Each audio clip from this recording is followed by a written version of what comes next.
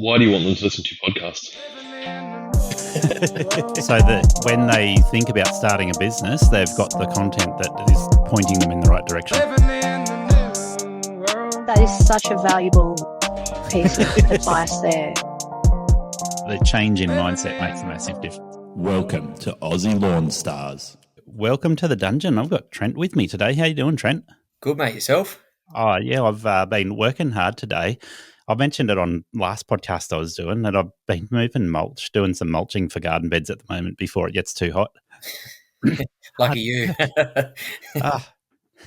So I worked hard and then I was like, all right, I'm going to have some lunch and I'm going to call it quits. Yeah, it's good to see summer coming back as quick as it has. Well, I think it's a false alert at the moment. They reckon it's going to get another cold snap shortly. Oh, okay. Well, we're in Camden, and we're supposed to even get rain over the weekend, and probably a small drop on Saturday, but that was about it since the lawnmower catch up. Yeah, okay. So same up here. I'm up near Newcastle, and they're predicting, I think, 28 degrees tomorrow. Yeah, I think we were that today, or it's supposed to be about the same tomorrow. But if you get most of your hard stuff done, if you start, I personally start as early as I can. So down here, residential 7, my commercial I start at 5. Yeah, and just try and get as much as I can before the heat kicks in, and then once the heat kicks in, just take it as it comes. Yeah. So some people find this quite contentious to start doing commercial work before 7 a.m. But it's like if there's no noise curfew and you're complying with work health safety requirements, there's no reason why you can't start any time of day. Well, that's it. As long as you're set up for it and, all your PPE and safety equipment and lighting and all the rest of it, my opinion is go for gold, because if I can earn X dollars prior to 7 o'clock and then start my residential, if that's half my day done, then fantastic. Yeah. Well, one of the jobs that I do is cleaning out a car park, and there are cars parking there from sort of 6:30 onwards. So if I get in there before 6 o'clock in the morning, then it's just so much easier, and the lights are on. So go for it, right? Well, that's the same as me. I've got a out towards Picton. There's next to a school. Yeah, and even the owner of the complex has mentioned needs to be done before 7. So I've got to be in and out before 7. I start there at 5. So I'll do 2 commercials. I start at 5 o'clock on that one. Yeah. Move back in towards home for the next one, and I'm ready to go residential 7 o'clock. Mower's pulled off the trailer, ready to go, just like a normal person. So that's it. So Trent, let's give people some background for you. And you're looking a couple of years younger than me. I'm guessing you're in your late 20s, maybe early 30s. I appreciate that. I'm about to turn 36. Oh, wow. There you go. Yeah, so I appreciate that one. You're not carrying any grey hairs that I can see yet, so. Nah, on the chin, yeah, but I'm losing it up top, mate. It's all going upstairs, so I've only got a couple of years left. Make the most of it, and once it's all gone, then you get to look sexier, right? No, that's what I'm getting told anyway. So, Trent, you're in now. You mentioned Picton, Camden, I think. So you're working around that side of Sydney, which is South Sydney, down towards Wollongong, around those areas. Yeah, so I'm based in Mount Annan, on like where the botanical gardens are. Right. So, and then I work from Picton, Camden, through down to Kiama. Yeah. And then as far as going out to Kemps Creek towards where the new airport is, there's a couple of acreage properties. Yeah. And sort of vary between, but I try and sort of pick my days to keep the logistics tight. Yeah, okay. When I'm in those areas. So this is a complete contrast to the previous interview I did, Chris Guillaume. Now, I met you and Chris basically beside each other at Ellie at the show in Sydney. Yep. And Chris's route density is only travelling 1.6 Ks from his home in any direction. He said it's phenomenal. When I spoke to him, he had it so tight, and hats off to him. Like, it was awesome setup for a business. Yeah. But you're travelling quite a distance. So what you're saying is you make sure that your days are set up so that you do a fairly tight route in that distance that you travel to. Yeah. So originally, the way I brought the business off my father-in-law. Okay. Because I'm a chef by trade. Yeah. Okay. So to me, the way I bought the business, he was based down the South Coast, but had a lot of work up here as well. So I've sort of tried to build up here where the way I want the business up here. Yep. And sort of the way down there was more keeping sort of high-end clientele because I do a lot of my aged care work as well. Yeah, okay. So I've sort of tried to drop off a lot of the, we'll say, private clients, unless they're high-end.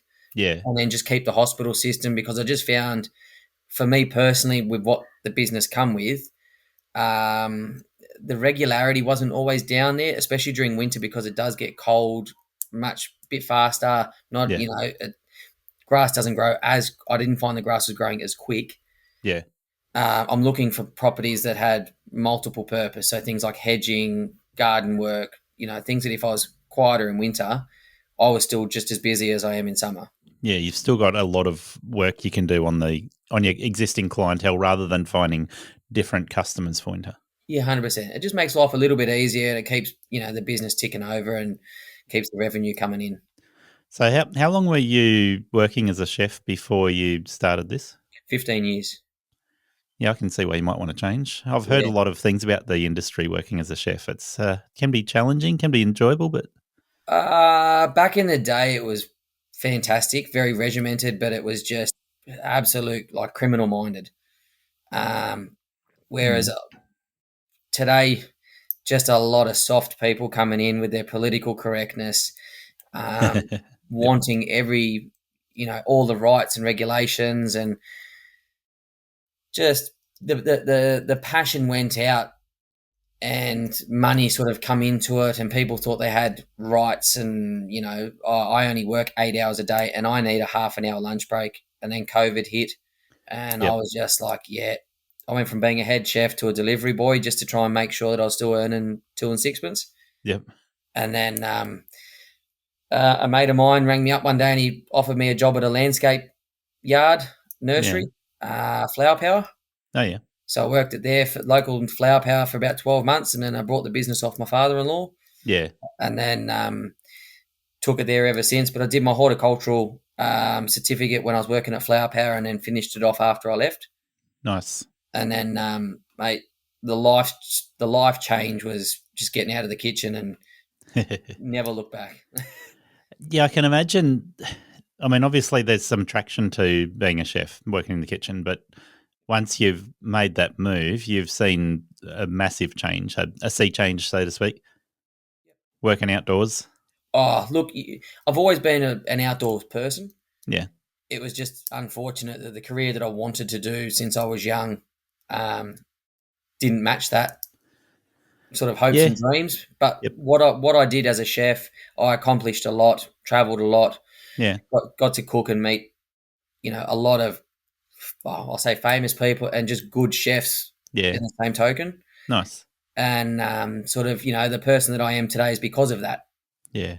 So to me, I wouldn't change anything because I think that, the standard that I do have is because of the standard from the kitchen. Yeah, fair enough. And I think that's something that is noticeable with chefs. You do find that a chef prides themselves on knowing how to cook the right thing, how to do it right, and they don't like being questioned either. I don't look back in the day. It was very much like that. Yeah. You never send your food back because you didn't know what they're going to do. But then when you're at the establishments that I was at, when people are paying that much money for a meal, food didn't come back or very rarely come back. And I know that sounds arrogant, but when they're paying, they've got a 6 to 11 course degustation menu, and they're paying for that, they don't expect to send their food back. No. So when you send your food up to your head chef, that needs to be perfect or you are going to wear it. Yep. So, it's the same thing with lawn mowing. Like when you turn up to a customer's lawn, do the right thing. Do it properly. Make sure it's nice and neat. Edges are done properly, blown down properly. If they're sort of paying that bit more upmarket or bigger, if you've got a packaged deal for your client, make sure that you're spraying the weeds or just, making sure that little bit of extra care goes a long way because someone's always watching. Yeah. So I think like both industries would have the high end as well as the low end. Yes, God, yes. Yeah. And look, me personally, I'm not against the low end of things by any means. Yeah. When I first took over the business, I was like anyone else, just take on what you can, because the confidence Yeah. of asking or wanting or chasing that upper end client probably I wasn't as confident as I would be now. Yeah. But that's where when there's guys out there bagging on the Cowboys, I'm going, well, hang on, leave what you don't want for these guys coming into the industry. Yep. And you chase what you want. That's it. Exactly. And I've got that opinion, quite strongly outspoken about this one. There is plenty of work out there for the Cowboys. And Mate. I'm not knocking the Cowboys. That works, and it's a viable option for them, whether they're doing it full time or doing it on weekends, whatever it might be. Yep. And I've been like you. I'm happy to pass on jobs that I don't want to somebody else who will want those jobs. 100%. When down here at the moment, with the amount of clover and flickweed and all the rubbish lawns, and these guys that want mowing even now once a month, once every 6 weeks. Yeah. You're not my client, and that's fine. I'll give you a name or a number of someone, or if I see someone on like an LMCA that I know is within reason local, Yep, that might want it or want that, $50 mow or $60 mow. Yeah. I'd rather them have it and get the business and build up than me suffer and put my machines through it. Yeah, exactly. When I don't really want it or need it, without sounding too cocky. No, I don't think it's cocky at all. And it is simply a case of going, okay, there's different people in this industry, and some of them are going to want the jobs that you don't want or I don't want. Yep. And it's the same vice thing. versa. There's people doing better jobs than I am, and they're probably palming it off and leaving it open for me. So I said there's plenty of work out there. Yeah, for sure. So when you started, you're saying you'd take on pretty much anything. And you were building up your run from, so whereabouts was your father-in-law down Kiama? No, he's down in just outside Wollongong itself, or just on the skirts. Yep. But he would travel from Wollongong to Campbelltown 4 days a week. Yeah, okay. And then you do 1 day a week down at Wollongong, like just in Wollongong. Yep. Or what he'd also do is try and do it when he was coming home. He would try and have a couple of lawns around his local area just to polish off the day. Yeah, okay. Whereas when I took over, like Facebook was already within stronghold up here of people posting on Facebook and asking for lawnmowers. So I all of a sudden clicked onto that and chased that like a fat kid at the candy shop and built the business basically from that. And then from there on, as long as you've got evidence of the work you do, yes, you move forward and you can start having directions where you want to take it. Yeah, so you quickly gather a good reputation, and word of mouth precedes you, and you're able to pick up more jobs because of that. Well, I'd like to think so, yeah. Like I said, we started off with just over 100 clients. Yeah. And when I've had help, I've been over 200. Yep. And then during COVID and the end of COVID and coming out the other side, staffing has been my biggest issue. Yeah, it is a big issue for anyone that's sort of sitting around that size business where you're juggling working on your own to having one or two employees. It's a big challenge to deal with. Yeah, and it's not even like some of the guys sort of worry about, money wise. I've managed to sort of teach and be taught from, my business coach and LMCA and all the guys on there. The money comes because all of a sudden it frees you up to be doing other things. And as long as you're chasing it, it comes. Yeah. As long as if you're not sitting on your hands going, yeah, it's going to come to me. No. No. If you're free and let's say, you finish at midday or 1 o'clock, spend another hour or two trying to advertise, trying to get more work. Yep. And that's not the problem. For me, the issue was standards. Yep. Number one, like for quality of work, but then just respect for themselves, respect for the client, and the respect for my machines. Yeah. Like it didn't matter which age group. Yep. It was just trying to find people who had like a genuine care factor. Yeah. And when you said, would you leave your lawn like that? Would you leave your mum's lawn like that? No. Well, why are you leaving mine? Yeah. That's my customer.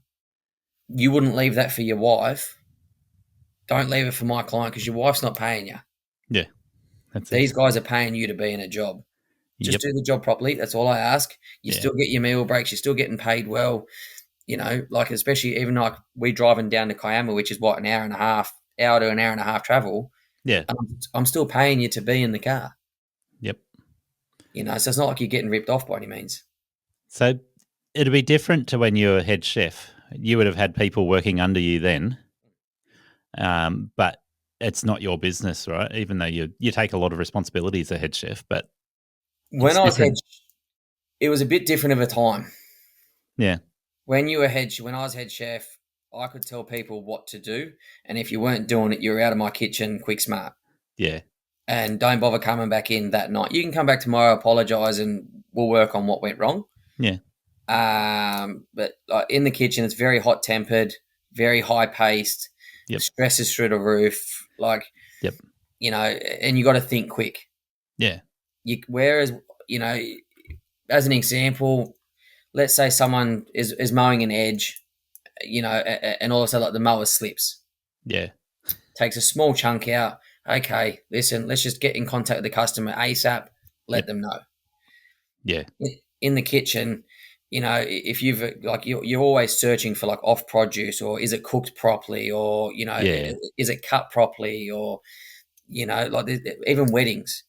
Yep. You know, the amount of times you get to a wedding and you're getting your 2IC, or you know, in the ranks, you go down and you trust these people because they're in a position of management. Yeah. And you're relying on them, but they've relied on the apprentice and they've only counted 20 and you need 200. Well, then, you know, the apprentice hasn't done his job. The sous chef hasn't done his job. And then I'm the one that needs to put my face at the front. So that's higher pressure than what you're dealing with out there lawn mowing. But like you say, with the kitchen, you're trying to prevent the bad product going out, whereas on the lawn, you're trying to catch it when it does happen.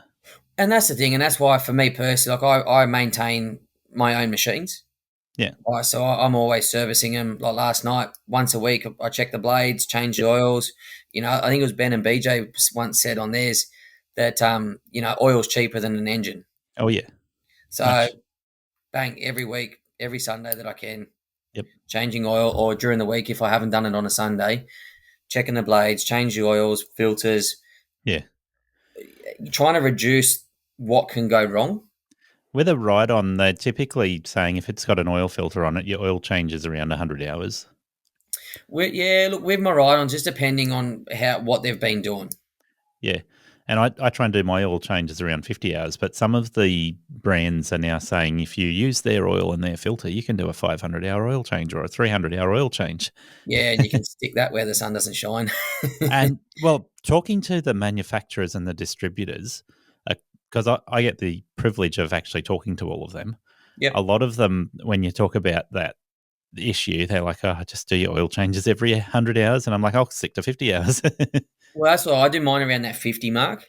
So I do oil at 50 and oil and filter at 100 at the moment, and that's keeping it pretty clean. That's sort of where I'm at with it. Like I'm at the oil every 50 because at the end of the day, like I said, I'd rather try. It's cheaper to prevent than fix. Exactly. You know, and that's one thing I learned. Like, you know, whether it's machines, even if it's just whatever even if it's for yourself, like like in the hot days, like we've had, you know, the last couple of summers that I was by myself last summer. Yeah. You got to look after yourself. Yep. You know, definitely. So did you start out with a ride-on, or did you go into that after you? No, with the business come 3 216s. Yep. And then I've always sort of just followed on from there. And then when COVID hit, I had to keep buying 216s because the gearboxes weren't coming through fast enough. So now I've got buy a whole machine instead of a new gearbox. It's almost the same price. So I've got a mini car yard out the back with all my 216s that I turn them over as soon as they go. They're ready for sale for a second-hand person. Yep. It's not a bad way to do it. It's a pretty cheap way to make sure you've got a good fresh machine running. Well, I normally try and get 12 months to 2 years. Yeah. just if I get really good servicing and like I'm not putting it through misery anymore, I sort of get to that 18 months, 2-year mark on the last couple that I've brought. Yeah. My first zero term was bought within 8 weeks of owning the business. Yeah. What did you get? A 42-inch Bushranger. Yeah. Okay. And I've put that through absolute misery, and it stood up every time. Like I'm 6'2". Yeah. And I've had grass that was almost my height at a 2-acre property. Yep. And just took my time going through it. Took me a day and a bit, and it paid for the mower in one job. Yeah. That's the So way. I made sure at the end of the day, that job was always going to, if something was going to go wrong with the mower, that job's payment was going to pay for me and the mower. Yep. Fair enough. And it did a great job, and it's still pushing on today. So Yeah. Okay. So what does an average day look like in your business at the moment? You don't have an employee, or you no employee at the moment. on your own? And what are you doing? You've mentioned that you do full service for a lot of customers. So are you doing that on each time you turn up, or do you do the lawns and then do the gardening on a different service? Just depends what's on requirements. So there's sometimes, like say, if I'm doing like spot spraying in a sense of like glypho or something like that, then I'll do it on the day. Yeah. Okay. But then there's also days where I'll go through, if I've got like a 5 or 6 houses that need like a weed treatment in through their lawns. Yep. I'll line it up so at least I've got the PPE there, done and dusted in within a couple of hours. Tick and flick it. During winter, the average is probably anything from 8 to 12 lawns. Yeah. Okay. In a day, and then I sort of try and chuck on, small hedging jobs or garden cleanups. Yep. Otherwise, in that sense, like my bigger customers, I'll set a day aside where I'm purely just doing hedges. Yeah. Okay. Like I put one up the other day on my personal page. These hedges were, I'm on a 4 or 5 meter ladder, platform ladder. Yep. And the hedges were still taller than me. That's pretty tall. Yeah, and then trying to do a hedge reduction on that. So we had the Ego telescopic pole. Yep. And it still wasn't reaching the other side. That's decent, isn't it? It's a big job. I don't mind hedging. So to me, hedging's pretty easy, to be honest. In my opinion, I like doing it. Yep. But it's the hedges that are well maintained, or will let me well maintain them. Yeah. You still find yourself doing a reduction every now and then, don't you? Even when you're doing well Yeah, maintained. look, for the guys, like I got one at Shell Harbour. Yeah. It's 140 metres long. Yep. 140 by about 3 metres tall, metre and a half to 2 metres deep. Yeah. It's once every 18 months to 2 years I'll do a cleanup. Yep. Just because like lily pillies and stuff like that, if you're not getting everything out of that top canopy, the build up, all of a sudden you get infections and you got to treat it, and more of a headache than what it's worth. Customer doesn't want to pay top dollar to get all their infections treated. Yeah. So just look after the hedge the way you're supposed to. Yeah, lily pillies can still be quite temperamental at times. Yeah, look, I think once again though, if you do your training and if you know what you're doing, do your homework first up, and then go for gold. I've got a friend who's getting a little bit of work done in their front yard at the moment, and it's a fencing person doing the work. So their main business is fencing, but they're doing a little bit of landscaping and they're putting a hedge in. Yep. So a bit of concrete, bit of landscaping, and they're putting this hedge in. And my friend's getting a lily pilly hedge in. I said, "Did you decide to get the lily pilly hedge, or did they tell you to do that?" And she said, "Oh, they have the plants already, so they did a good deal on the lily pilly hedge." Well, at the moment, I know that I've just done 2 quotes. One was for over 200 plantation. Yep. And I got a very, very good deal. Yeah. On that, so I don't know if there's just an influx or they've had an overgrow or what. But normally it's them and Fintinias at the moment that are a good price if you're after hedging. Yeah, I'm a fan of Photinia over doing the lily pillies, but that seemed with this one, it was just a case of, well, we grow our own lily pillies. We've got a selection ready to go. Just cut costs where they can. Yeah, that's fair.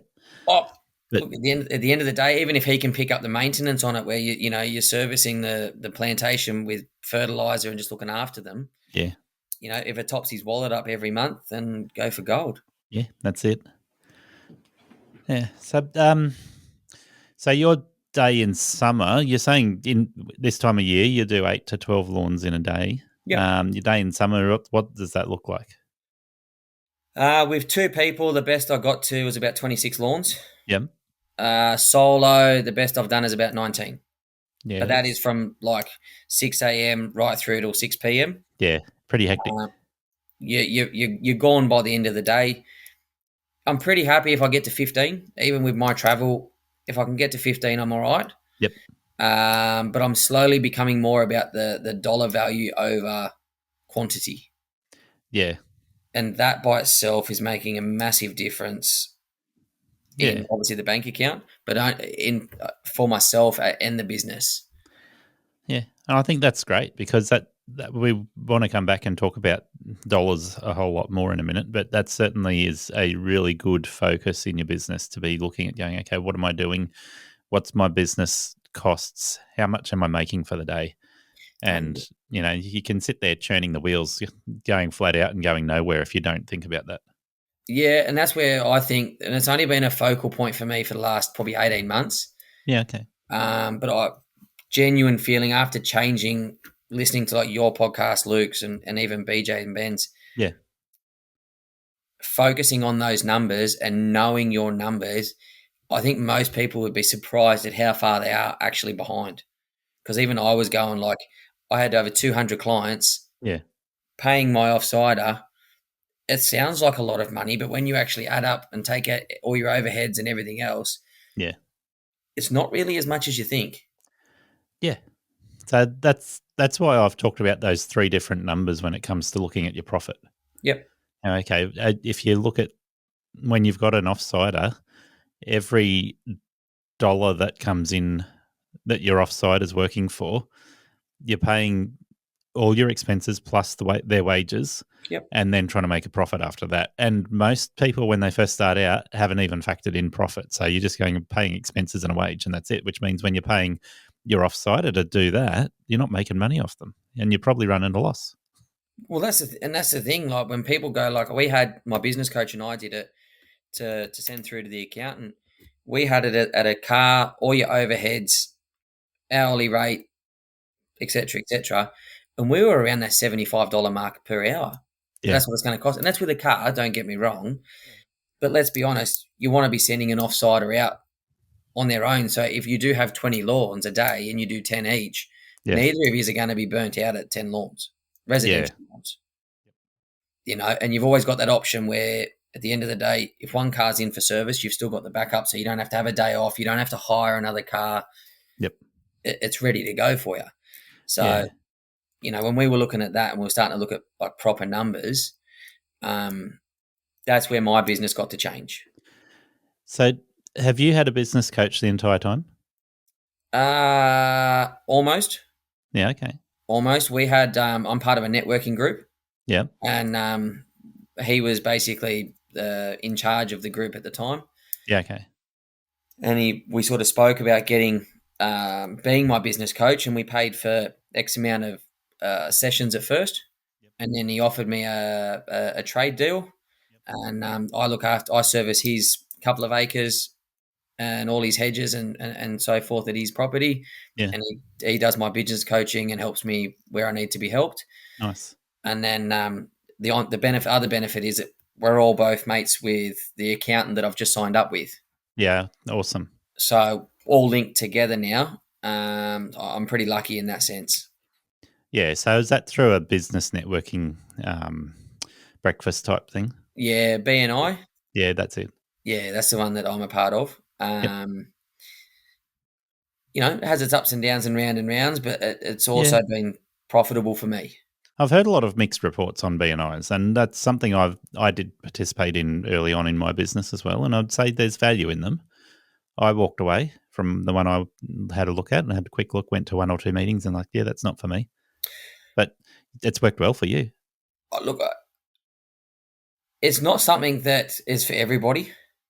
And as I said, even for me personally, I said I even have my own ups and downs with it. Yeah. Do I recommend at least going to see what you can make of it? 100%. It's a small investment. Yeah. And you got to look at it as an investment, even if you put it under marketing. Yeah. Because in our chapter, there was 28 other people.